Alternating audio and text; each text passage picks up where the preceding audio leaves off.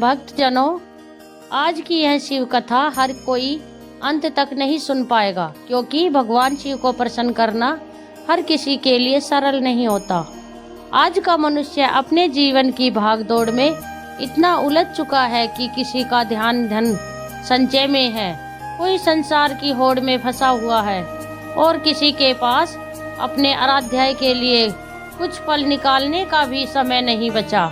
प्राचीन काल में भगवान शिव की कृपा पाने के लिए ऋषि मुनियों को कठोर तप करना पड़ता था। वर्षों तक वनों में रहकर भूख प्यासे रहते सहते हुए ध्यान और साधना करनी होती थी। लेकिन यह कलयुग है भक्तों। इस युग में महादेव ने अपने भक्तों पर विशेष अनुकंपा कर दी है। अब उन्हें प्रसन्न करने के लिए ना तो कठिन तप चाहिए और ना ही बड़े बड़े यज्ञ या भारी दान। आज केवल शिव कथा को श्रद्धा से सुनना और शिव नाम का जाप करना ही पर्याप्त माना गया है। दुख की बात यह है कि लोग इस सरल साधना के लिए भी समय नहीं निकाल पाते। शास्त्रों में कहा गया है कि जो व्यक्ति किसी पवित्र कथा को आरंभ करके बीच में ही छोड़ देता है, वह अपने पुण्य से वंचित रह जाता है। इसलिए इस कथा को पूरे मन और श्रद्धा के साथ अंत तक सुनना ही आपका पहला और सबसे बड़ा पुण्य है। कथा श्रवण से मन को शांति मिलती है, घर का वातावरण पवित्र होता है और नकारात्मक ऊर्जा दूर होती है।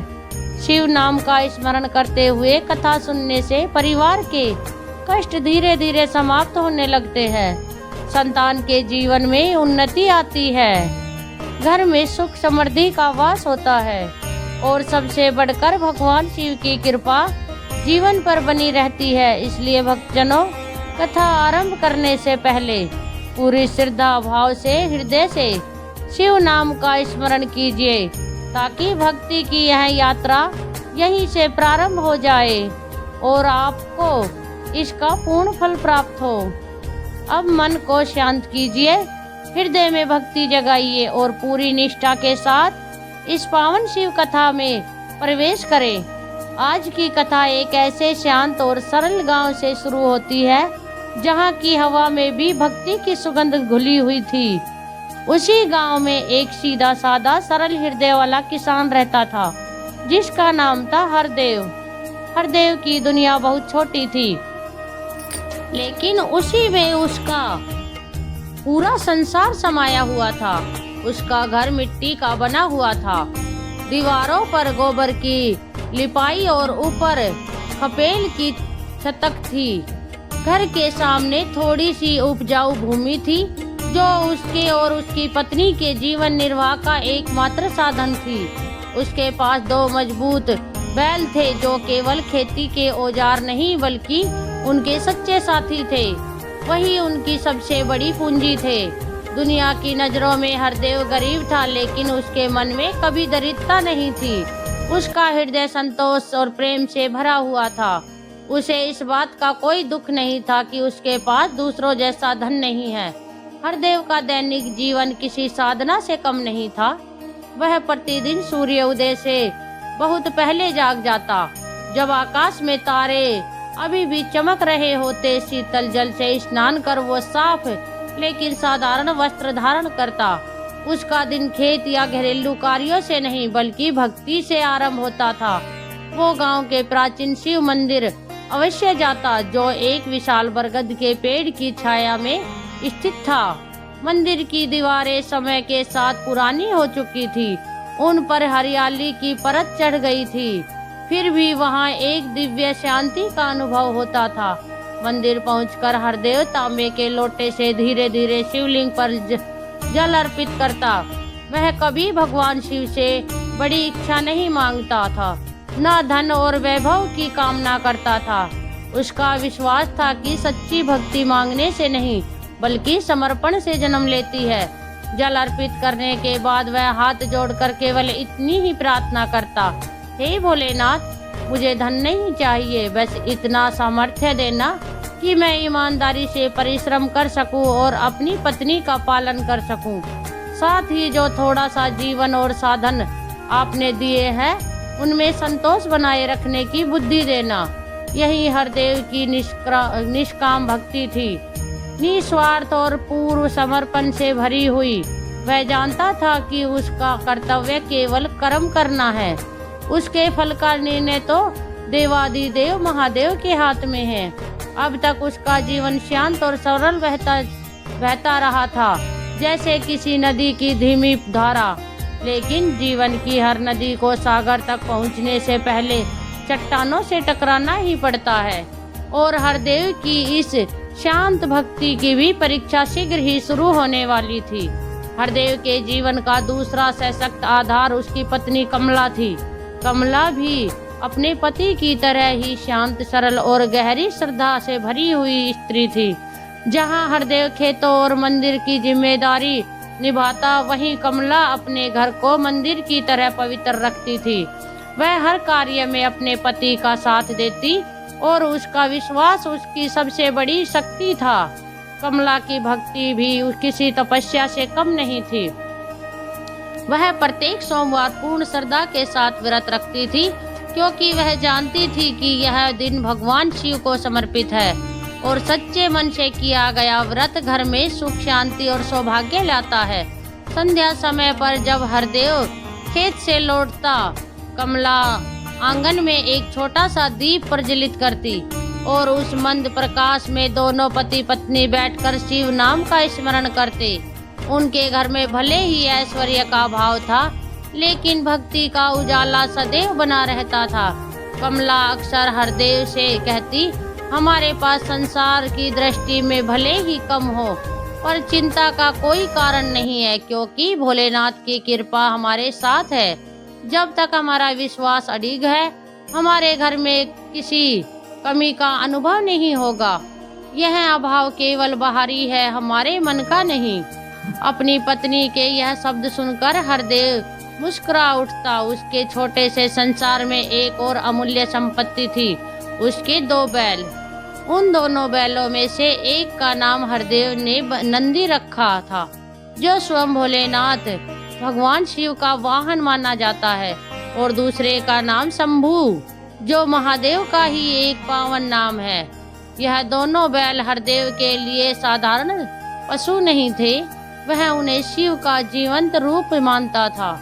जब वह खेत जोतने से पहले उन्हें तैयार करता, तो स्नेह पूर्वक उनके माथे पर चंदन का तिलक लगाता, जैसे किसी देवता की पूजा कर रहा हो। वो उन्हें उत्तम चारा खिलाता और प्रेम से उनसे बातें करता, मानो वे उसके परिवार के सदस्य हों। गांव के कुछ लोग जो हरदेव की सरलता और उसकी भावना को समझ नहीं पाते थे, अक्सर उसका उपहास करते। वे हंसकर कहते, हरदेव जितनी पूजा तो इन बैलों की करता है, उतनी तो शायद मंदिर में भी नहीं करता। क्या यही तेरे भगवान है? हरदेव इन बातों पर कभी क्रोधित नहीं होता था, बस हल्की सी मुस्कान के साथ चुप रह जाता। वह जानता था कि सच्ची भक्ति शब्दों से नहीं, आचरण से प्रकट होती है। उसके लिए बैलों की सेवा ही शिव सेवा थी। नंदी और शंभू भी अपने स्वामी से प्रेम को भली भांति समझते थे और पूरी निष्ठा से उसका साथ निभाते थे। यही था हरदेव का छोटा सा लेकिन पवित्र संसार, भक्ति, संतोष और निष्कपट प्रेम से भरा हुआ। किंतु श्रोताओं, अब इस शांत संसार की परीक्षा का समय आ पहुंचा था। धरती पर हरदेव अपने विश्वास और प्रेम में मगन था, वहीं कैलाश पर्वत पर देवादिदेव महादेव और आदि शक्ति माता पार्वती इस भक्त के जीवन को देख रहे थे। माता पार्वती ने हरदेव की सादगी और उसकी पत्नी कमला के अडिग विश्वास को देखकर कहा, हे प्रभु, देखिए आपका यह भक्त कितना निष्काम है। यह आपसे कभी धन या वैभव नहीं मांगता, केवल संतोष और कर्म करने की शक्ति चाहता है। इसकी पत्नी भी कितनी श्रद्धावान है। दोनों का विश्वास सचमुच अद्भुत है। भगवान शिव शांत भाव से मुस्कुराए और बोले, देवी, इस संसार में ऐसा सच्चा भक्त मिलना अत्यंत दुर्लभ है। अधिकतर लोग मुझसे केवल मांगते हैं, लेकिन हरदेव केवल समर्पण करता है। वो अपने बैलों को भी मेरा ही रूप मानता है। यह उसकी भक्ति की एक उच्च अवस्था है। माता पार्वती ने करुणा से कहा, तो फिर प्रभु आप इन पर अपनी कृपा क्यों नहीं बरसाते? इन्हें धन और समृद्धि प्रदान कीजिए ताकि इनका जीवन और भी सुखमय हो जाए। महादेव गंभीर स्वर में बोले, देवी सच्चा भक्त कभी सुख सुविधाओं का भूखा नहीं होता। अब तक हरदेव ने सुख में रहकर भक्ति की है, लेकिन भक्ति की वास्तविक परीक्षा तो अब होती है जब दुख और संकट में भी ईश्वर का स्मरण बना रहे। उन्होंने आगे कहा, मुझे यह देखना होगा कि जब उससे उसका सहारा छिन जाएगा तब उसका विश्वास डगमगाता है या चट्टान की तरह अडिग रहता है। उसकी भक्ति संसार के लिए एक उदाहरण बननी चाहिए। माता पार्वती ने थोड़ी चिंता के साथ पूछा, क्या आप इसकी परीक्षा लेंगे प्रभु? कहीं यह मार्ग से भटक न जाए। यह तो बहुत भोला है। भगवान शिव ने शांत स्वर में उत्तर दिया, पार्वती, मैं किसी भक्त का विश्वास तोड़ने के लिए परीक्षा नहीं लेता। मैं परीक्षा इसलिए लेता हूँ ताकि उसका विश्वास सोने की तरह तप कर और निखर जाए और संसार को सही मार्ग दिखा सके। मैं इसके खेत को सुखाऊंगा, इसका बाहरी सहारा छीन लूंगा ताकि यह समझ सके कि इसका वास्तविक सहारा ना धन है ना साधन, बल्कि मैं स्वयं हूँ। महादेव ने अपनी दिव्य लीला को आगे बढ़ाने का संकल्प लिया। उसके विधान में अब यह निश्चित हो चुका था कि महादेव के जीवन में कठोर परीक्षा का समय आने वाला है। यह केवल हरदेव की आस्था की परीक्षा नहीं थी, बल्कि उसकी पत्नी कमला के अधिक विश्वास को भी परखा जाना था। और इस प्रकार भगवान शिव की लीला आरंभ हुई। कुछ ही सप्ताह में गांव का मौसम अचानक बदलने लगा। वर्षा का समय आ चुका था और सभी किसान रोज आकाश की ओर आशा भरी निगाहों से देखने लगे थे। बादल आते, गिरते, गरजते भी थे, लेकिन बिना बरसे ही लौट जाते। धीरे धीरे पूरे गांव में चिंता और भय का माहौल फैल गया। हर किसान अपने अपने आराध्य से वर्षा की प्रार्थना करने लगा। हरदेव ने भी कमला के साथ मिलकर शिवलिंग पर जल अर्पित किया और पूरे मन से बारिश की कामना की। प्रार्थना के साथ साथ हरदेव ने अपनी मेहनत भी दोगुनी कर दी। वो सुबह और शाम अपने प्रिय बैलों नंदी और शंभू के साथ खेत जाता, दूर से पानी लाकर अपनी छोटी सी भूमि को सींचने का प्रयास करता, लेकिन प्रकृति की कठोरता उसके सामने अडिग थी। धीरे धीरे उसकी खेती सूखने लगी। जो मिट्टी कभी नम और उपजाऊ थी, उसमें गहरी दरारें पड़ गई। हरी भरी फसलें पीली पड़ने लगी और उसके पत्ते मुरझा गए। हरदेव ने अपनी पूरी शक्ति झोंक दी, लेकिन पानी की कमी ने उसकी सारी कोशिशों को निष्काम कर दिया। घर में बैठी कमला अपने पति की मेहनत को यूं व्यर्थ जाते देख भीतर ही भीतर टूटने लगी। एक संध्या जब हरदेव थका और निराश मन से खेत से लौटा तो कमला ने भारी मन से कहा, स्वामी, मैंने सब देखा, आपने जी जान से मेहनत की पर खेत ने साथ नहीं दिया। फसल सूख गई है। अब आगे हमारा जीवन कैसे चलेगा? आने वाले दिनों में हम क्या खाएंगे? कमला की चिंता स्वाभाविक थी, क्योंकि उसका पूरा जीवन उसी फसल पर निर्भर था। हरदेव ने गहरी सांस ली।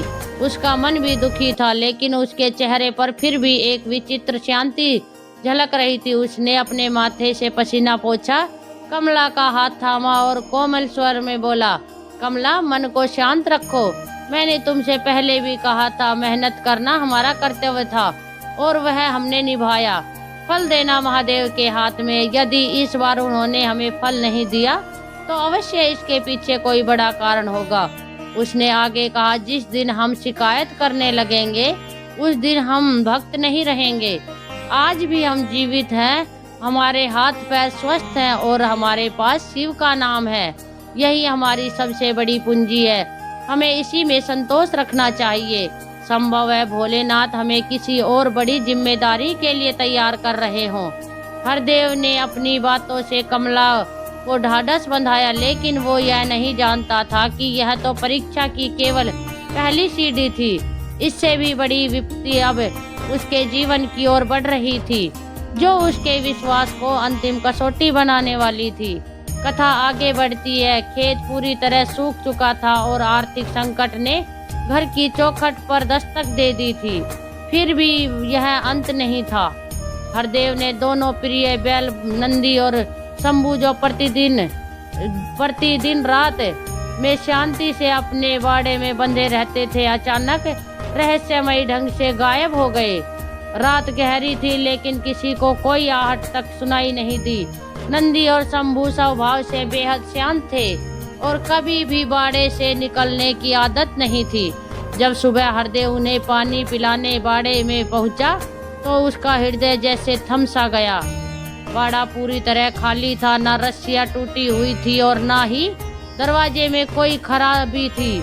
फिर भी बैल वहां नहीं थे। एक पल के लिए हरदेव को लगा कि शायद कोई भ्रम हो रहा है या कोई मजाक कर रहा है। वह दौड़ता हुआ खेत की ओर गया, फिर पूरे गांव में इधर उधर खोजता फिरा। उसने जमीन पर उसके खुरों के निशान ढूंढने की कोशिश की, लेकिन कहीं कुछ भी दिखाई नहीं दिया। ऐसा प्रतीत हो रहा था मानो दोनों बैल धरती से नहीं बल्कि हवा में विलीन हो गए हों। हरदेव का सिर घूमने लगा। वे बैल उनके लिए सिर्फ खेती का साधन नहीं थे, बल्कि उसके परिवार का हिस्सा और शिव के जीवंत स्वरूप थे। उनके बिना खेती की कल्पना भी उसके लिए असंभव थी। जब कमला बाहर आई और उसने बाड़े को सूना देखा तो उसके मुख से एक चीख निकल पड़ी। हरदेव ने गांव के हर कोने में खोज की। जैसे ही गांव वालों को यह पता चला कि हरदेव के बैल नंदी और शंभू लापता हो गए हैं, तरह तरह की बातें फैलने लगी। खबर आग की तरह पूरे गांव में फैल गई कि बैल रहस्यमयी ढंग से गायब हो गए हैं। इस गांव में जहां कुछ लोग हरदेव की सादगी और सरलता का सम्मान करते थे, वहीं कई ऐसे भी थे जो उसकी भक्ति का मजाक उड़ाते थे। अब जब उस पर एक के बाद एक संकट टूट पड़ा तो लोगों की जुबान और तेज हो गई। कटु स्वर में बातें होने लगी। इतनी पूजा करता था बैलों की जैसे वही उसके भगवान हो। अब देख लिया भक्ति का फल। भगवान ने ही उसकी साधना का उपहास कर दिया। भगवान तो अमीरों को की सुनते हैं जो बड़े दान पुण्य करते हैं। इस गरीब की पुकार कौन सुनेगा। पहले खेत सूखा और अब बैल भी चले गए। अब यह क्या करेगा। इन कठोर वचनों ने हरदेव के मन को और अधिक आहत कर दिया। जब वह जानता था कि लोग उसकी आस्था का उपहास कर रहे हैं, लेकिन उससे भी अधिक पीड़ा कमला को हुई। उसका मन इस दोहरी विपत्ति से टूटने लगा। उसने रोती हुई आंखों से हरदेव की ओर देखा और बोली, स्वामी, अब तो सब कुछ छिन गया। ना खेत बचा और ना हमारे जीवन का सहारा नंदी और शंभू। अब हम कैसे जिएंगे। मैंने व्रत किए, नाम जपा, फिर भी क्या हमारी भक्ति में कोई कमी रह गई जो भोलेनाथ ने हमें इस हाल में छोड़ दिया। कमला की आंखों में अब केवल आंसू ही नहीं बल्कि गहरा अविश्वास और पीड़ा छलक रही थी। उसका वर्षों का अडिग विश्वास इस घड़ी में डगमगाने लगा। उसे लगने लगा कि शायद सच में भगवान ने उसका साथ छोड़ दिया है। हरदेव ने अपनी पत्नी के भीतर टूटते हुए विश्वास को देखा। यह दृश्य उसके लिए किसी भी संकट से अधिक कष्टदायक था। वह जानता था कि यदि कमला की आस्था टूट गई तो उसका सब कुछ नष्ट हो जाएगा। हरदेव की आंखें भी नम हो उठी, लेकिन उसने स्वयं को संभाला। आंसू पोंछते हुए उसने मन को स्थिर किया और शांत किंतु दृढ़ स्वर में कमला से बोलने के लिए स्वयं को तैयार किया। कमला, शांत हो जाओ। यदि भोलेनाथ ने हमसे कुछ छीना है तो निश्चय ही उसके पीछे कोई उद्देश्य होगा। संभव है वह हमें यह समझाना चाहते हो कि हमारा सहारा केवल साधनों पर नहीं बल्कि स्वयं उन्हीं पर होना चाहिए। हमें शिकायत का मार्ग नहीं अपनाना चाहिए, क्योंकि जो शिकायत करता है वह ईश्वर की कृपा से वंचित रह जाता है। यह कहते हुए हरदेव ने अपनी पत्नी को अपने आलिंगन में ले लिया। उसी क्षण उसने निश्चय कर लिया कि इस कठिन घड़ी का सामना वो प्रश्नों और आरोपों से नहीं बल्कि पूर्ण समर्पण से करेगा। उस संध्या हरदेव और कमला दोनों ही भारी मन से गांव के शिव मंदिर पहुँचे। मंदिर के भीतर एक गहन निस्तंभता व्याप्त थी। गांव के लोग अपनी अपनी व्यवस्थाओं व्यथाओं में उलझे थे और किसी का ध्यान उसकी ओर नहीं गया। भीतर केवल एक दीपक जल रहा था जिसकी कांपती लो मानो हरदेव के डगमगाते विश्वास का प्रतिबिंब थी। कमला चुपचाप मंदिर के एक कोने में बैठ गई। उसकी आंखों से अश्रुधारा बह रही थी, लेकिन उसके होठ मौन थे। उस क्षण ना वह प्रार्थना कर पा रही थी और ना ही कोई शिकायत कर पा रही थी। वह बस अपने दुख को स्वीकार कर रही थी। हरदेव शिवलिंग के सम्मुख खड़ा हुआ।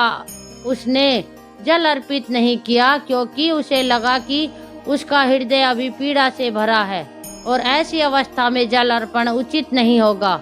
उसने दोनों हाथ जोड़कर गहरे भाव से अपने अंतर्मन की बात कही।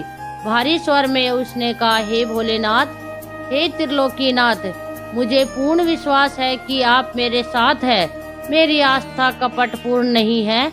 मेरा खेत सूख गया, मेरे प्रिय बैल नंदी और शंभू भी मुझसे दूर हो गए। मेरे पास अब कुछ भी शेष नहीं रहा। फिर भी मेरा विश्वास जीवित है क्योंकि मुझे ज्ञात है कि यह सब आपकी ही इच्छा से घटित हुआ है। आपकी उसकी आंखें नम हो उठी किंतु स्वर में दृढ़ता बनी रही। उसने आगे कहा, यदि यह आपकी परीक्षा है तो मैं इसे सहज स्वीकार करता हूँ। मैंने कभी आपसे धन संपदा नहीं मांगी। जो कुछ मेरे पास था वह भी आपकी ही देन थी और जो अब चला गया है वह भी आपकी ही इच्छा से गया है। मैं हार नहीं मानूंगा, कल फिर परिश्रम करूंगा, चाहे मुझे अपने हाथों से ही खेत जोतना पड़े। बस मेरी आस्था को कमजोर न होने देना। यह कोई मांगों से भरी प्रार्थना नहीं थी, बल्कि बिना किसी शिकायत के किया गया समर्पण था जो सीधे कैलाश तक पहुंच गया। हरदेव ने किसी चमत्कार की कामना नहीं की। उसने केवल धैर्य और संतोष की शक्ति मांगी। वह जानता था कि सच्चा भक्त वही है जो पीड़ा में भी ईश्वर का साथ नहीं छोड़ता। मंदिर के एक कोने में बैठी कमला जब अपने पति को इस निष्काम भक्ति को सुन रही थी तो उसे अपने भीतर आए क्षणिक विश्वास पर ग्लानि हुई। उसने धीरे से होठ हिलाए और मौन में ही शिव नाम का स्मरण करने लगी। कैलाश पर्वत पर यह दृश्य देखकर माता पार्वती का हृदय पुनः करुणा से भर उठा। उन्होंने कहा, हे प्रभु, देखिए, हरदेव ने अपने जीवन का सहारा भी खो दिया है। उसका दुख गहन है, फिर भी वह आपसे कोई शिकायत नहीं कर रहा। यह परीक्षा अत्यंत कठोर हो गई है। अब तो इसका जीवन सचमुच बड़े संकट से घिर गया है। भगवान शिव ने स्नेह और गंभीरता से कहा, देवी, यही तो आस्था की वास्तविक डोर है। इस संसार में सब कुछ नश्वर है। धन संपत्ति और संबंध भी समय के साथ बदल जाते हैं। केवल ईश्वर में विश्वास ही शाश्वत रहता है। मैंने उसके बैल इसलिए दूर किए ताकि उसे यह बोध हो सके कि उसका वास्तविक सहारा साधनों में नहीं बल्कि मुझ में है। देवी ने विनम्रता से पूछा, हे देवी, देवाधिदेव, क्या वह इस कठिन परीक्षा में सफल हो पाया? क्या अब उसे उसकी भक्ति का फल नहीं मिलना चाहिए? महादेव ने शांत मुस्कान के साथ उत्तर दिया, यह पूर्ण रूप से सफल हुआ है। केवल भौतिक सहारा छिन जाने पर भी उसने मुझसे मुख नहीं मोड़ा। यही उसकी भक्ति की सबसे बड़ी विजय है। अब समय आ गया है कि मैं उसे यह अनुभव कराऊं कि मैं अपने भक्त को कभी एकाकी नहीं छोड़ता। जब संसार के सभी द्वार बंद हो जाते हैं तब भी मेरा द्वार सदा खुला रहता है। देवी ने जिज्ञासा से पूछा, अब आगे कौन सी लीला होगी? प्रभु शिव ने मुस्कुराते हुए कहा, अब परीक्षा का त्याग है। उसके बैल सुरक्षित है, मैंने उन्हें ही छुपाया था। मैं उन्हें वापस उसी समय लौटाऊंगा जब हरदेव को यह लगेगा कि उसके पास कुछ भी शेष नहीं रहा। यह चमत्कार उसके और कमला के विश्वास को जीवन भर के लिए और दृढ़ कर देगा। धरती पर उसी समय हरदेव और कमला रात का भोजन करके विश्राम की तैयारी कर रहे थे। उन्होंने बहुत अल्प आहार लिया था। कमला ने घर में मिट्टी का एक दीपक प्रज्वलित किया और शांत भाव से देर तक शिव नाम का स्मरण करती रही। उसकी आंखों से आंसू बह रहे थे।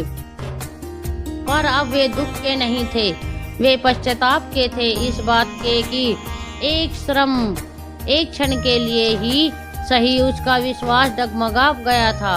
वह समझ चुकी थी कि अब उसके पास सबसे बड़ा धन उसके पति की श्रद्धा ही है। रात गहरी होती चली गई, पूरा गांव निस्तंभता में डूब गया। केवल हरदेव के घर में जलता दीपक अंधकार को चीर रहा था। दोनों पति पत्नी अपने छोटे से सैया पर लेटे थे।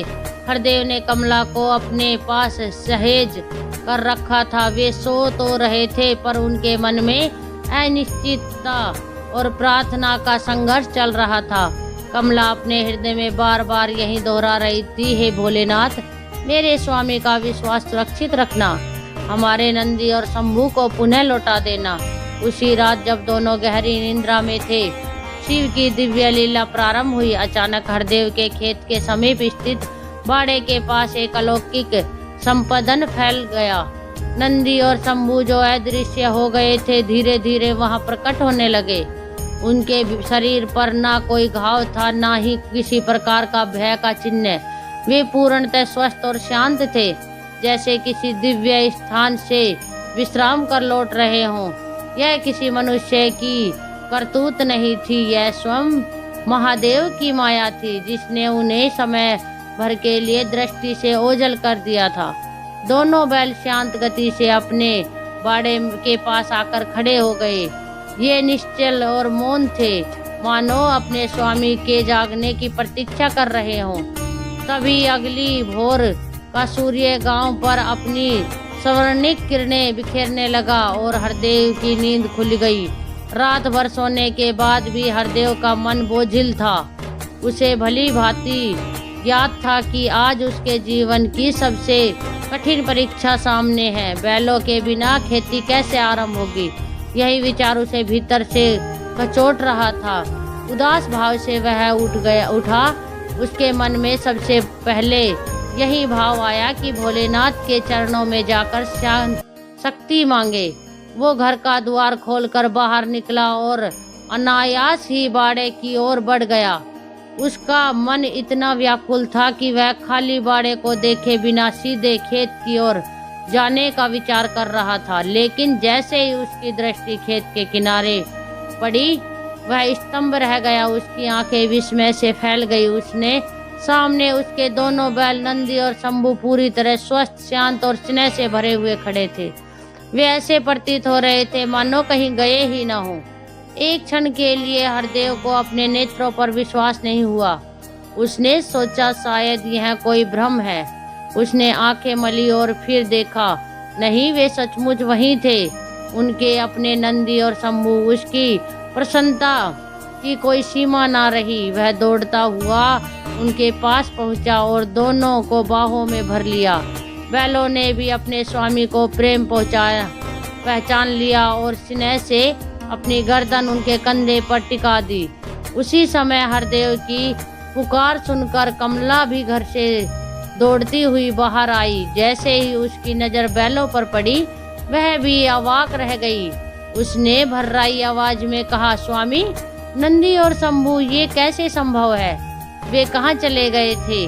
यह तो किसी चमत्कार से कम नहीं है। उस क्षण कमला को पिछली रात की अपनी शंका और डगमगाए हुए विश्वास का स्मरण हुआ। उसके नेत्र भर आए। हरदेव और कमला दोनों की आंखों से आंसू बहने लगे, पर अब वे पीड़ा के नहीं थे, वे आनंद और कृतज्ञता के आंसू थे। हरदेव भूमि पर बैठ गया और दोनों बैलों को अपने पास बिठा लिया। उसने अपनी पत्नी की ओर देखा और फिर आकाश की दिशा में हाथ जोड़कर शिव का स्मरण किया। हे भोलेनाथ, आपने मेरी परीक्षा ली और मेरे विश्वास की रक्षा की। यदि मैंने शिकायत की होती तो शायद आज यह सुख न मिलता। आपने मुझे यह सिखाया कि जब सब कुछ छिन जाता है तब भी आप अपने भक्त को कभी नहीं छोड़ते। कमला भी वहीं भूमि पर बैठ गई और श्रद्धा से शिव नाम का जप करने लगी। अब उसके जप में सारांश नहीं, केवल पूर्ण आस्था थी। उस दिन हरदेव और कमला ने यह विश्वास लिया कि सच्ची भक्ति में कष्ट भी आते हैं, कठिनाइयां भी आती है, पर जो विश्वास पर अडिग रहता है वह कभी रिक्त हाथ नहीं लौटता। यह घटना उसके लिए केवल बैलों की वापसी नहीं थी, बल्कि जीवन का एक नया अध्याय थी। इसने उसके विश्वास की डोर को सदा के लिए और दृढ़ कर दिया। अब उन्हें यह भली भांति ज्ञात हो गया था कि संसार में धन, खेत या साधन स्थायी नहीं है। स्थायी केवल भोलेनाथ का सहारा है। इसके बाद धीरे धीरे प्रकृति ने भी उन पर कृपा दिखाई। कुछ ही दिनों में गांव में अच्छी वर्षा हुई। जो भूमि सूख गई कर फट गई थी, वह फिर से नम और हरी भरी हो उठी। हरदेव ने अपने परिश्रम और भोलेनाथ की कृपा से निर्धनता पर विजय की तो प्राप्त कर ली। लेकिन मेरे प्रिय श्रोताओं, अब उसके जीवन का सबसे बड़ा परिवर्तन भीतर घट चुका था। बाहरी रूप से वह अब भी साधारण था, पर उसका मन पहले से अधिक समृद्ध हो गया था। वो आज भी प्रतिदिन मंदिर जाता था, लेकिन अब उसकी प्रार्थनाएं बदल चुकी थी। पहले जहां वह शक्ति और सहारा मांगता था, अब वह केवल एक ही शब्द कहता था, हे भोलेनाथ धन्यवाद। आपने मुझे परखा, मुझे तोड़ा नहीं, बल्कि यह सिखाया कि मेरा वास्तविक सहारा कौन है। अब मुझे अवसर दीजिए कि मैं आपके नाम पर सेवा कर सकूं। हरदेव ने अपनी फसल का बड़ा भाग गांव के निर्धन और असहाय लोगों में बांट दिया।